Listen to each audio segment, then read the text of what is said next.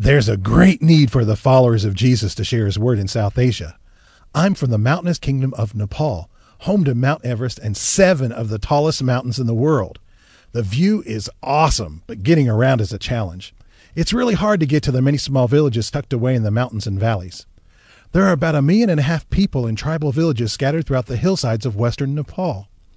There are many different languages and cultures, creating yet another barrier to the spreading of the good news of Jesus. We praise the Lord that where people are hearing about Jesus, like in my hometown, Kathmandu, indigenous house churches are breaking through the tangled mesh of Hinduism and Buddhism. South Asia is home to lots and lots of very different religions. Hinduism has the most followers in our region.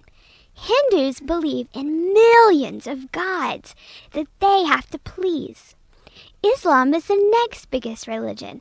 Then there are tribals, Buddhists, and finally Sikhs. Before we accepted Jesus, my family used to follow Sikh practices.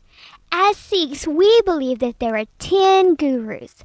If we followed their teachings and were very good and meditated enough, we could become one with God. Jesus wants all Sikhs to know the truth. We need more people to come to South Asia to help share the good news with the Sikhs. Why should people come to our region? Because God has already begun to move and do amazing things in our part of the world. An incredible movement of salvation is in the works in my country of Pakistan. Our biggest challenge is that we don't have enough workers to share the truth about Jesus with the millions of Pakistanis who don't know him. God is already working through dreams and indigenous worship music.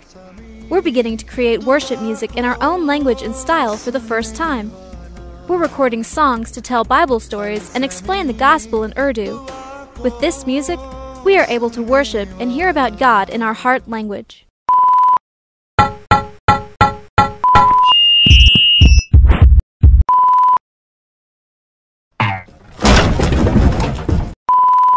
The land of contradiction, India, where there's adventure, drama, paradox, and lots of fun festivals. We Indians love to party.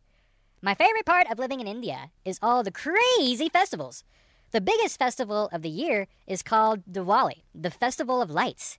It is a celebration of hope and the triumph of good over evil.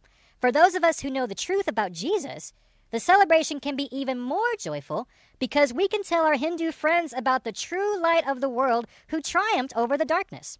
My second favorite holiday is Holi, which celebrates the return of spring. People celebrate Holi by throwing colorful powders and paints at other people. It is the festival of color and everything is colorful, even the people who walk down the street. It's so fun to throw the paints and powders at everyone. South Asia has the greatest concentration of lostness on earth. We have more unengaged, unreached people groups than all other 10 regions combined. These are people groups that have no access to the gospel and no missionary presence working among them. There are about 345 of these people groups, with a total population of over 400 million. That is more people who have never heard the good news than the entire population of the U.S. We need your assistance in reaching these people with the gospel. In many cases, the tools are there. We simply need more people who are willing to go and make disciples among these millions still living in fear and darkness. Why South Asia? So that the knowledge of the glory of the Lord would cover South Asia as the waters cover the sea.